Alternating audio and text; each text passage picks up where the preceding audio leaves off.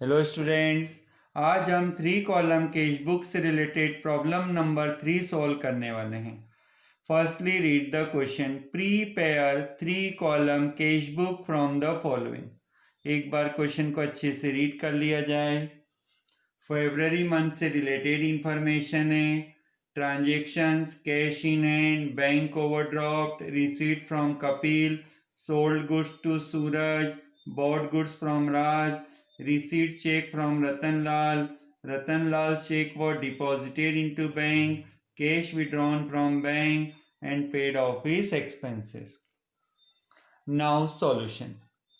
Solution के लिए heading in the books of here write the name of businessman. Name of businessman is not given. Now 3 column cash book. First side debit side receipts, second side credit side payment. Draw the column date, particular, voucher number, LF and 3 columns for account. Amount, discount, cash, bank. Credit side date, particular, voucher number, LF, discount, cash, bank.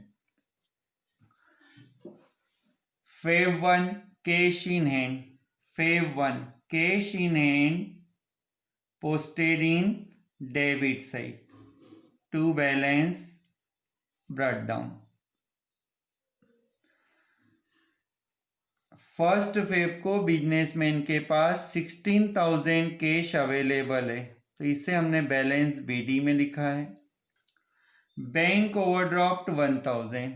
Bank overdraft means temporary loan taken from bank. Temporary facilities provided by bank to regular customers. It is called bank overdraft. Bank overdraft credit side लिखा जाता है by balance brought down. Right in bracket bank overdraft.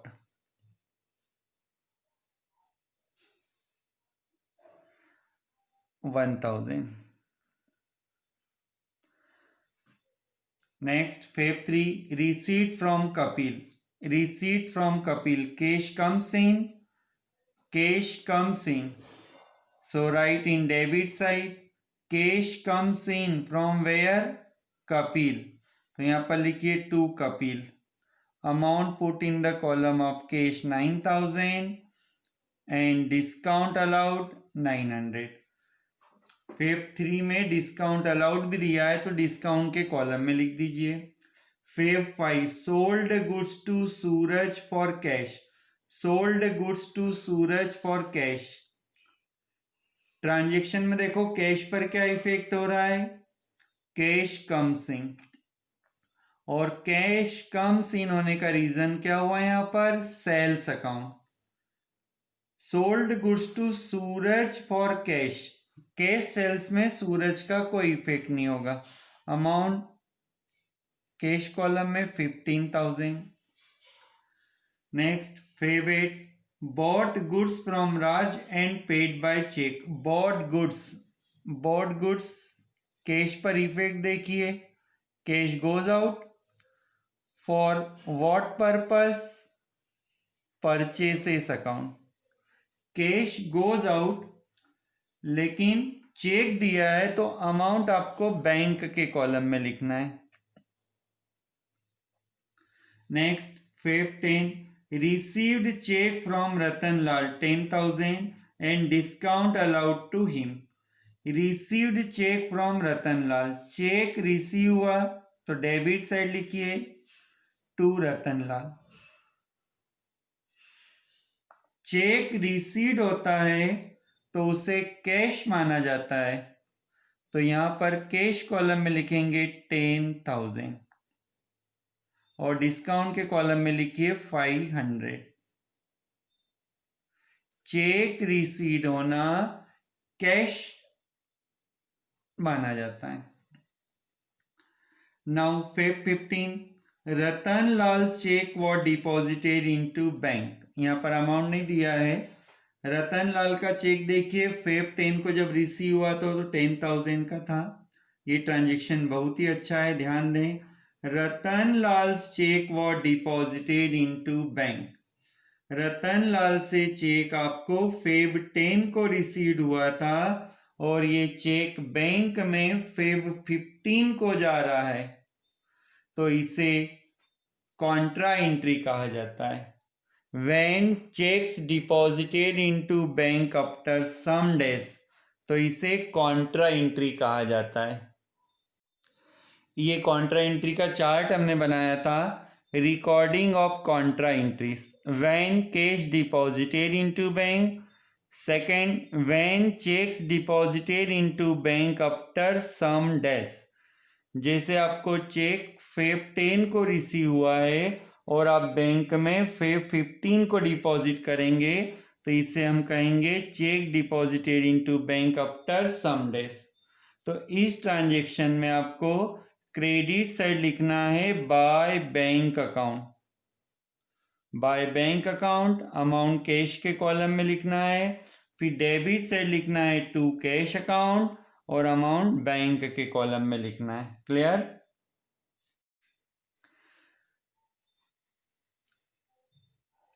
Ratanlal cheque was deposited into bank after some days, तो इसे हम cash goes out कहेंगे। जब कोई cheque bank में कुछ दिनों के बाद जमा होता है तो उसे कैश डिपॉजिट करने जैसा माना जाएगा। तो यहाँ पर एक्चुअल में चेक डिपॉजिट हो रहा है, लेकिन इसे कैश डिपॉजिट करने के समान माना जाएगा। तो ये लिखिए by bank account. Amount cheque का नहीं दिया है तो फेब 10 में देखिए 10,000। नाम बैंक का रहेगा, अमाउंट कैश में लिखेंगे और एलएफ के कॉलम में सी से रिप्रेजेंट कीजिए। अब हमने बाय में बैंक लिखा है तो डेबिट साइड हम लिखेंगे टू कैश अकाउंट। अब यहाँ पर नाम कैश का रहेगा, अमाउंट बैंक में लिखेंगे। एक बार फिर से सुनिए, जब कोई चेक कुछ दिनों के बाद बैंक में जमा होता है तो उसे कैश डिपॉजिट की तरह ट्रीट किया जाता है। Next Feb 20, cash withdrawn from bank for office. Cash withdrawn from bank, bank से रुपए निकाले, तो यहाँ पर हम कहेंगे कैश कम्स इन। तो डेबिट साइड लिखो cash comes in from where, कहाँ से आया? बैंक से आया, तो इसलिए 2 में लिखेंगे बैंक अकाउंट, अमाउंट कैश के कॉलम में 2000, एलेब में सी लिखो।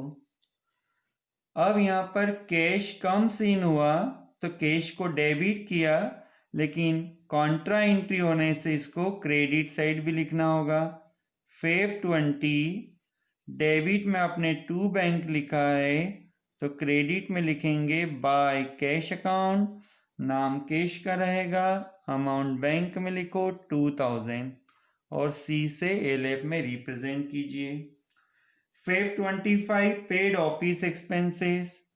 Paid office expenses cash goes out हुआ by office expenses,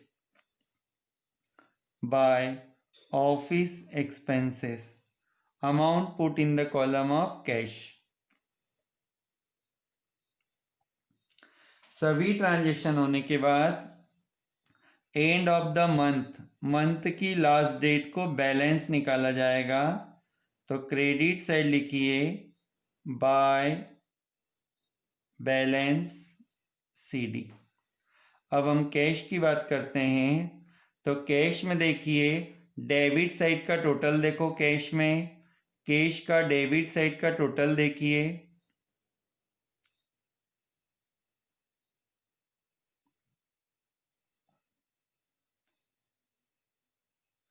debit side का टोटल होता है 52,000, जबकि क्रेडिट साइड का कैश बैलेंस देखिए, क्रेडिट साइड का कैश का टोटल होता है 18,000। ये हमने एक्सप्लेन करने के लिए लिखा है 52,000 तो डेबिट का टोटल है और 18,000 क्रेडिट का टोटल है, तो बैलेंस होता है 34,000। अब बैंक की बात करते हैं। ये रफ वर्क में होता है। बैंक में डेबिट का टोटल देखिए 10,000 है और क्रेडिट साइड देखिए 7,000। तो बैलेंस हुआ 3,000। ये रफ वर्क में शो होता है। अब टोटल कर दिया जाए।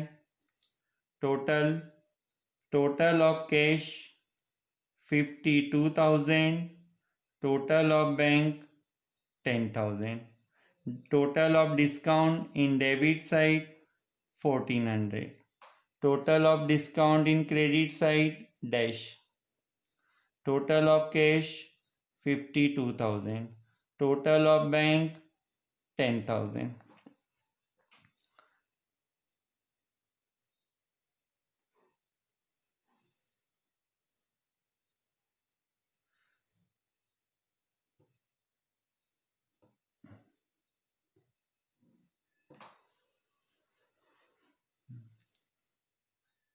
फेब 28 को बैलेंस सीडी बताया था। नेक्स्ट मंथ मार्च 1 को बता दीजिए to balance brought down.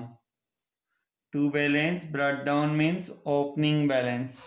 Opening balance of cash 34,000 and bank 3,000.